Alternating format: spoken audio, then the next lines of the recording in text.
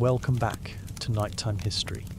Today we will be exploring the quiet world of medieval scriptoria and the painstaking labour of manuscript production, focusing on the daily work of scribes who spent countless hours copying sacred texts, particularly the Psalms. Thank you for joining us tonight. Sit back and relax as we dive deep into the contemplative routine of these medieval craftsmen, their tools, their techniques, and the spiritual devotion that shaped every letter they inscribed on parchment. The work of a scribe in medieval Europe was grounded in repetition and precision.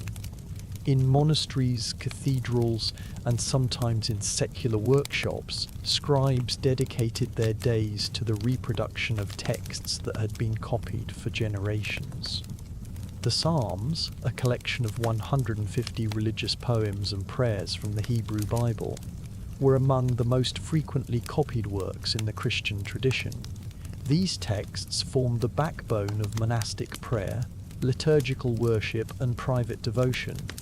Scribes who copied the Psalms were not merely transferring words from one page to another. They were participating in a sacred act, preserving scripture and enabling others to engage with these prayers in their own communities. Before a scribe could begin the work of copying, the workspace had to be prepared. Most scribes worked in a scriptorium, a designated room within a monastery or religious institution.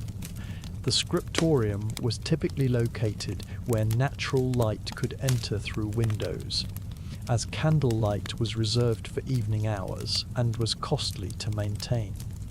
The room was often silent or filled only with the soft sounds of quills scratching on parchment, the rustle of pages, and the occasional whisper of a prayer. Silence was not merely encouraged, but often required. Many monastic rules dictated that speech should be minimal in the scriptorium, as the work itself was considered a form of prayer and meditation. The scribe's desk, or scriptorium table, was designed for long hours of seated work. The surface was angled to reduce strain on the neck and back. Some desks included a small shelf or compartment to hold tools and materials within easy reach. The scribe sat on a wooden stool or bench, occasionally padded with cloth or straw for comfort during extended sessions. Posture was important, not for ergonomic reasons as we might consider today, but because slouching or poor alignment could lead to uneven lettering and inconsistent line spacing. Parchment was the surface on which most medieval manuscripts were written. It was made from animal skins, typically calf skin, sheepskin, or goat skin. The preparation of parchment was a lengthy and skilled process that took place before the scribe ever received the material. The skin was soaked in a lime solution to remove hair and flesh, then stretched on a frame and scraped smooth with a curved blade called a lunellum. Once dried and trimmed, the parchment was cut into sheets of uniform size. High-quality parchment was smooth, supple, and pale, with minimal blemishes or holes. Lower-quality parchment might have rough patches, visible veins, or thin spots where the knife had cut too deeply during preparation.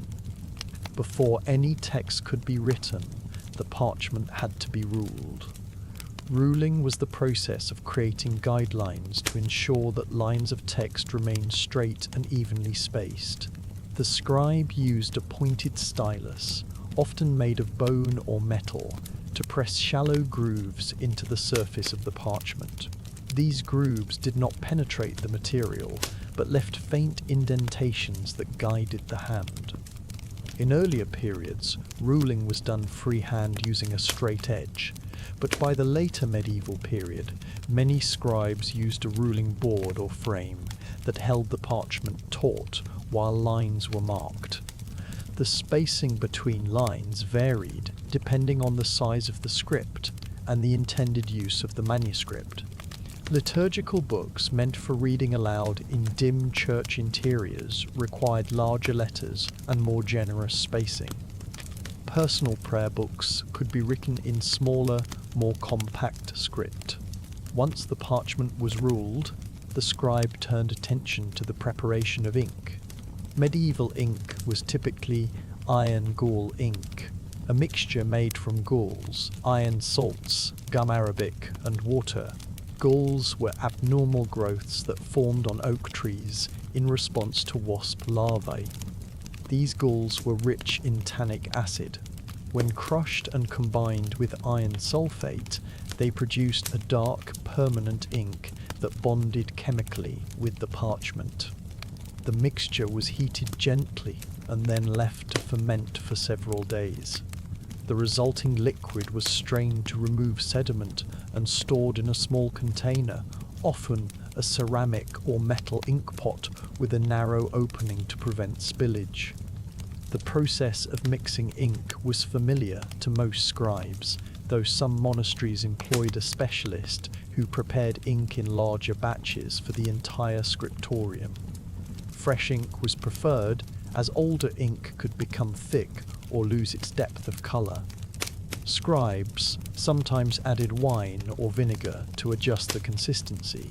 Too thick, and the ink would not flow smoothly from the quill.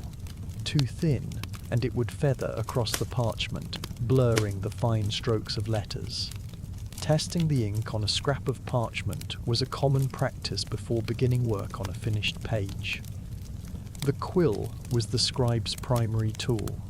Quills were made from the flight feathers of large birds, most commonly geese, though swans, crows, and other birds were also used. The feathers from the left wing were preferred by right-handed scribes because the natural curve of the feather directed the tip away from the hand. The preparation of a quill, known as quill cutting or quill dressing, required skill and care. The scribe first removed the barbs from the lower portion of the feather shaft, leaving only the hollow barrel. This barrel, or calamus, was then hardened by exposure to heat, either by burying it briefly in hot sand or holding it near a flame. Hardening made the quill more durable and less likely to split during cutting. The tip of the quill was cut with a small, sharp knife called a penknife. The scribe sliced away the end of the barrel at an angle, then made a vertical slit up the centre of the tip to create a nib with two flexible tines. The width of the nib determined the thickness of the strokes. A broad nib produced the wide, bold letters used in large liturgical books, while a fine nib was suited to smaller, more delicate scripts.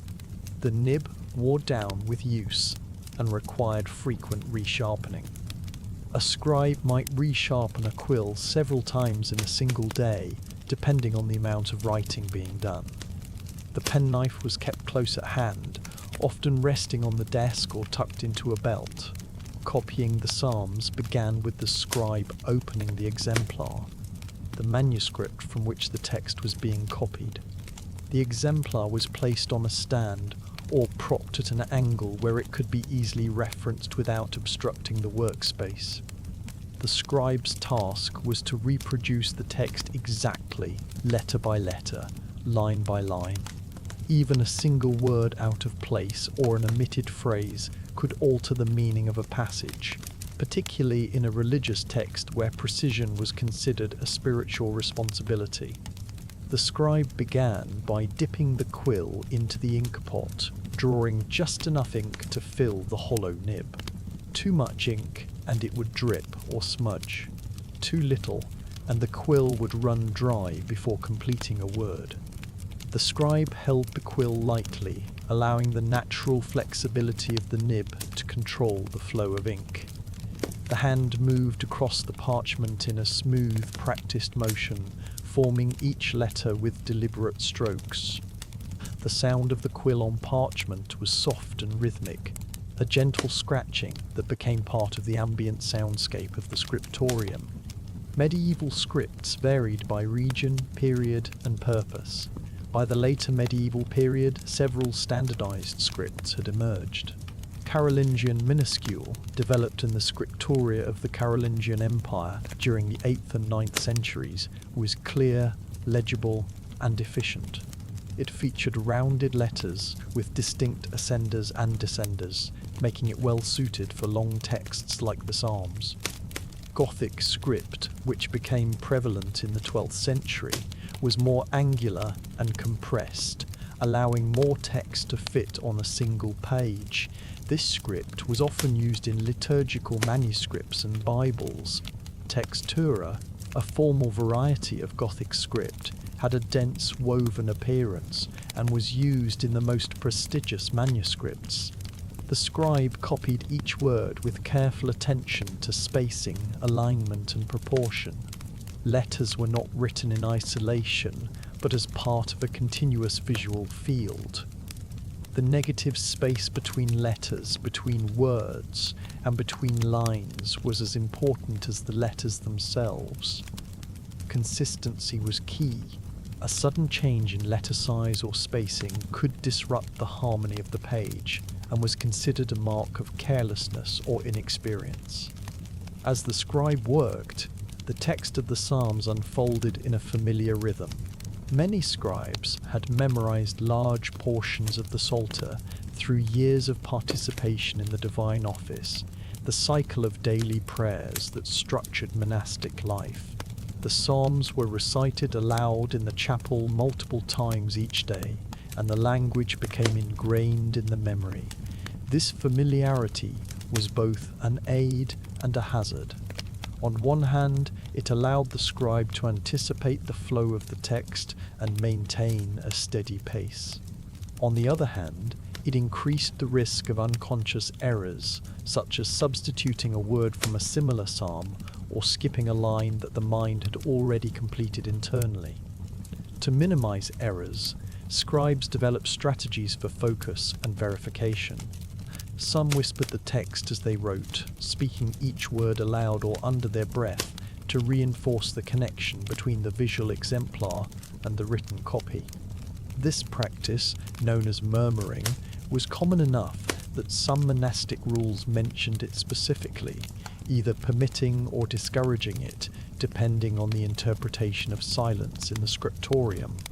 Other scribes worked in complete silence, relying on visual concentration alone. Let us stop here for just a moment. If you are enjoying this journey through the quiet routines of medieval scribes, consider joining our community of nighttime travelers by subscribing to our channel and turning on notifications so you never miss an episode. A like on this video helps support our work and lets us know that this content brings you comfort and curiosity. We would love to hear from you in the comments. Let us know where you are settling in to sleep tonight and what time it is in your part of the world. Now, let us return to the scriptorium and the careful work that continues through the long hours of the day. The physical demands of copying were considerable. Holding the quill for hours at a time required strength and dexterity in the fingers, hand and wrist. Scribes often experienced cramping, stiffness and fatigue. Medieval manuscripts occasionally include marginal notes written by scribes expressing their discomfort. One famous note reads, "Writing is excessive drudgery. It crooks your back, it dims your sight, it twists your stomach and your sides." These complaints were not merely personal grievances, but reflections of a shared experience among those who devoted their lives to this labour. Posture played a role in managing fatigue. Scribes were taught to sit upright, with the feet flat on the floor and the shoulders relaxed. The arm that held the quill should rest lightly on the desk, allowing the fingers and wrist to do most of the work. The other hand was used to steady the parchment or to hold a blotting cloth. Shifting position slightly every so often helped to relieve pressure on the back and hips, though prolonged sitting was unavoidable. Blotting was an essential part of the process. Freshly written ink remained wet for several seconds, and any contact with the parchment or the scribe's hand could cause smudging. A small piece of cloth or a scrap of parchment was kept nearby for blotting excess ink from the quill before it touched the page. After completing a line or a section, the scribe might gently blot the written surface to absorb any pooled ink and prevent it from spreading. Some scribes used fine sand or powdered pumice as a drying agent, sprinkling it lightly over the wet ink and then brushing it away once the ink had set. This technique was more common in secular workshops than in monastic scriptoria, where materials were used sparingly. Mistakes were inevitable, even for experienced scribes. If an error was noticed immediately, the scribe might attempt to scrape away the wet ink with the edge of the penknife. If the ink had dried, correction required more effort. The surface of the parchment could be scraped gently with a knife to remove the incorrect letters, then smoothed with a pumice stone or a piece of fine abrasive material. Once the surface was prepared, the correct text could be rewritten. This process left faint traces on the parchment, sometimes visible as lighter patches or slightly roughened areas. In some manuscripts, these corrections are still detectable today under magnification or special lighting. Another method of correction involved crossing out the error and writing the correct text above or beside it. This was less aesthetically pleasing, but saved time and avoided damaging the parchment. In some cases, particularly when the error involved a missing word or phrase, the scribe would mark the location with a small symbol and write the omitted text in the margin, connected to the main text by a line or caret mark. The layout of the page followed established conventions. The text of the Psalms was typically written in a single column, though some larger manuscripts used 2 columns to accommodate more text per page. Each psalm began with a decorated or enlarged initial letter known as an illuminated initial. The creation of these initials was often the work of a specialist illuminator rather than the scribe, though in smaller scriptoria, scribes might perform both tasks. The illuminator would leave space in the manuscript for the initial, and the scribe would continue the text from that point. Later, the illuminator would return to add the decorative letter, often incorporating gold leaf, coloured pigments, and intricate patterns. The text itself was written in black ink, but certain elements were highlighted in red. This practice, known as rubrication, was used for headings, the opening words of psalms, and liturgical instructions. The red ink was made from vermilion, a pigment derived from the mineral cinnabar, or from red lead known as minium. Rubrication was typically done after the main text was complete. The rubricator would go through the manuscript, adding the red elements according to the planned design. This required careful coordination to ensure that the red ink did not overlap or interfere with the black text. The rhythm of copying was meditative. Each letter was a small, contained task, and the accumulation of letters formed words, lines, and pages. Progress was measured not in chapters or sections, but in the physical evidence of completed work. A scribe might copy several pages in a day, depending on the size and complexity of the script, the quality of the materials, and the condition of the workspace.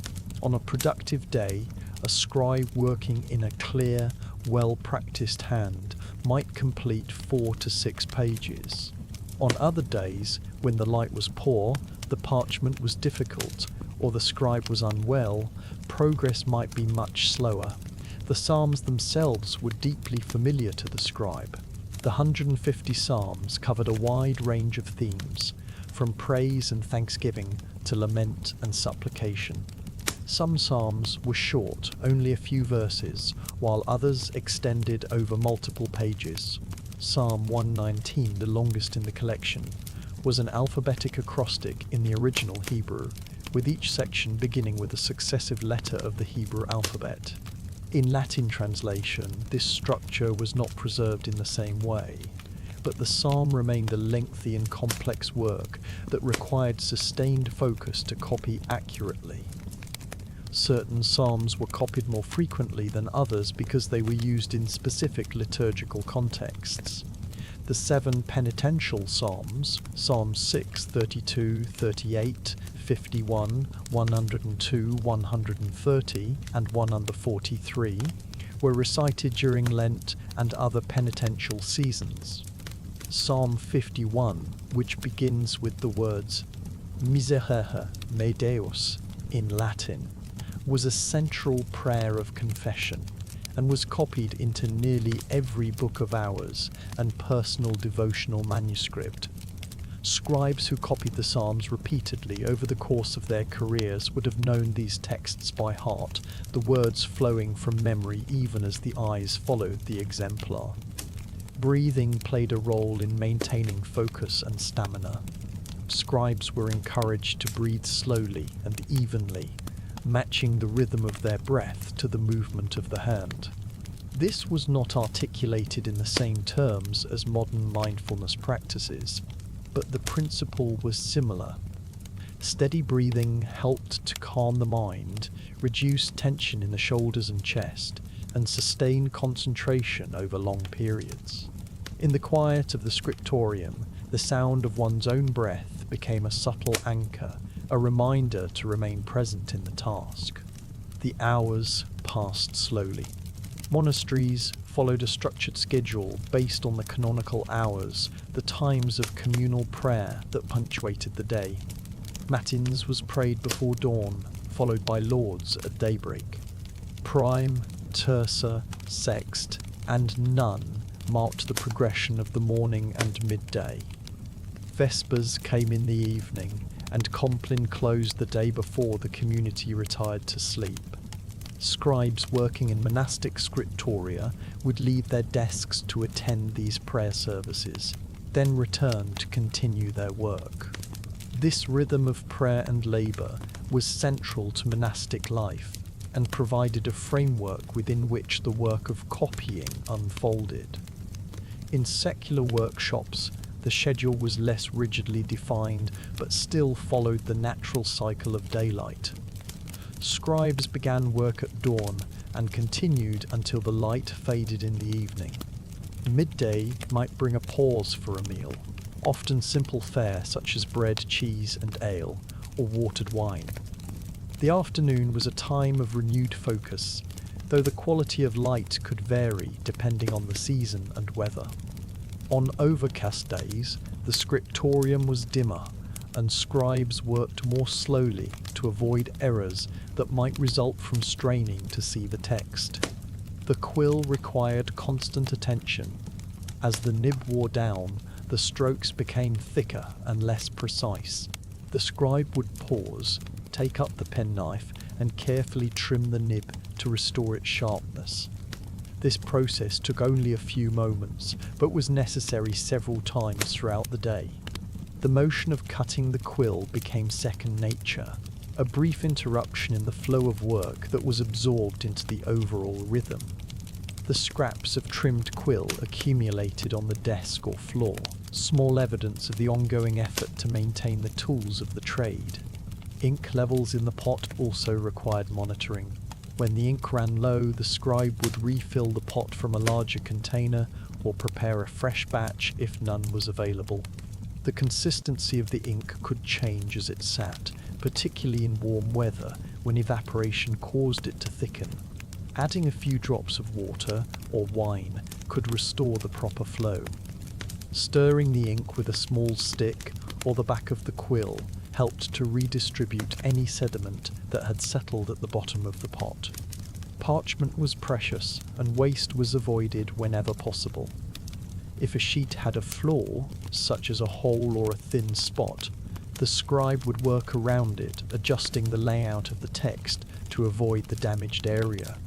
Sometimes a small patch of parchment was sewn over a hole to create a usable surface. The margins of the page, which were left blank to protect the text from damage and to provide space for notes or decorations, also served as a buffer against the natural imperfections of the material. The act of copying was not only physical, but also spiritual.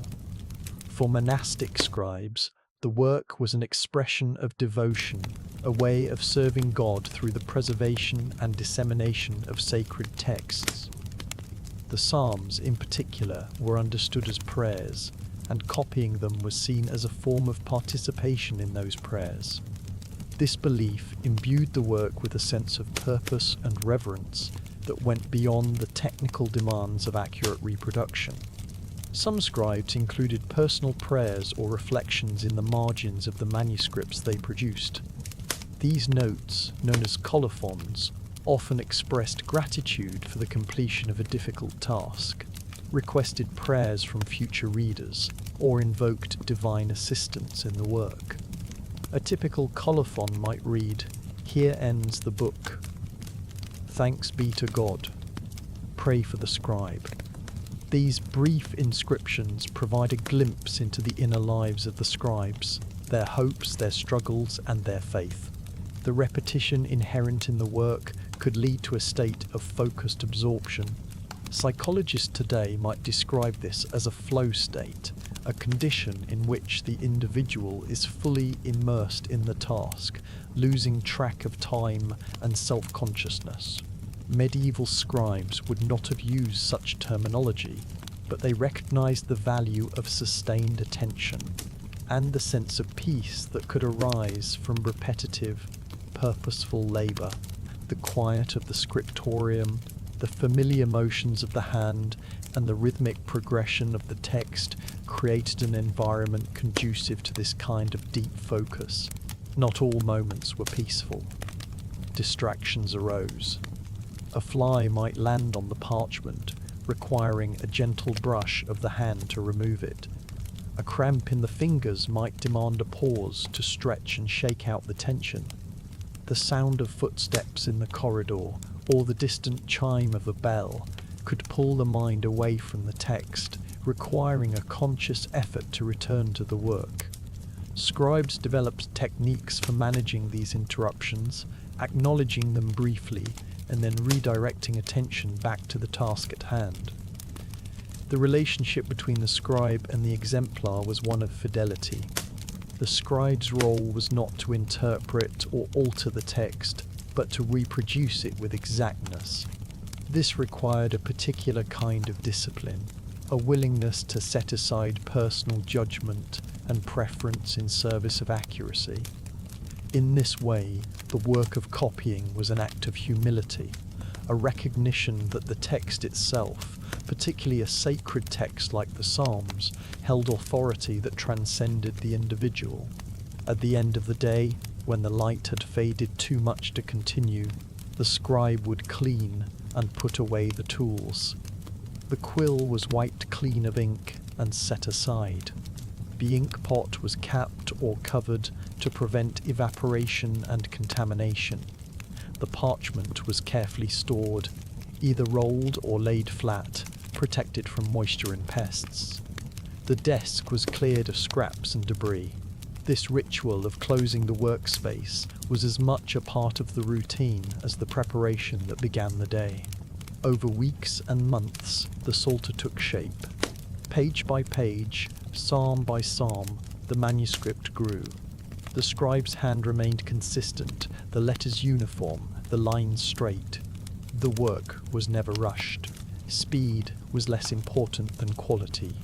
A hastily written manuscript, full of errors and uneven script, was of little use and reflected poorly on the scribe and the institution. A well-executed manuscript, on the other hand, could serve the community for generations, passed down through time as both a functional liturgical tool and a testament to the skill and devotion of its creator.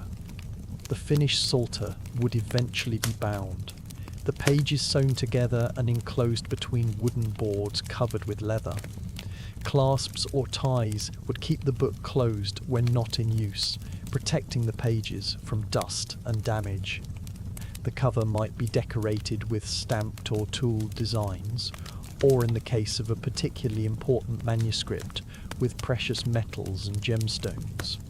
But that work was the domain of the bookbinder, not the scribe. The scribe's responsibility ended when the last word was written, the last line ruled, and the manuscript passed into the hands of others. The legacy of these scribes is vast. The manuscripts they produced are among the most important surviving artifacts of the medieval period. They provide not only the texts themselves, but also insights into the material culture, the artistic sensibilities, and the spiritual lives of the people who made them. The Psalms, copied and recopied through the centuries, became one of the most widely disseminated texts in Christendom, shaping the devotional practices and theological understandings of countless individuals and communities. The work of copying the Psalms was neither glamorous nor celebrated in its own time, yet it was essential. Without the labour of scribes, the knowledge and literature of the ancient world would not have survived into the medieval period, and the intellectual and spiritual heritage of Europe would have been immeasurably poorer. The scribe, sitting at a desk in a quiet room, quill in hand, ink on parchment, was a link in a chain that connected the past to the present and the present to the future. Thank you for joining us tonight on this quiet exploration of medieval manuscript production and the devoted labour of scribes. If you enjoyed our work and are still awake, we invite you to check out our other medieval content, where we continue to explore the routines, crafts, and lives of people in the distant past. And if you have fallen asleep, please relax and enjoy the campfire. Source Ven VBBN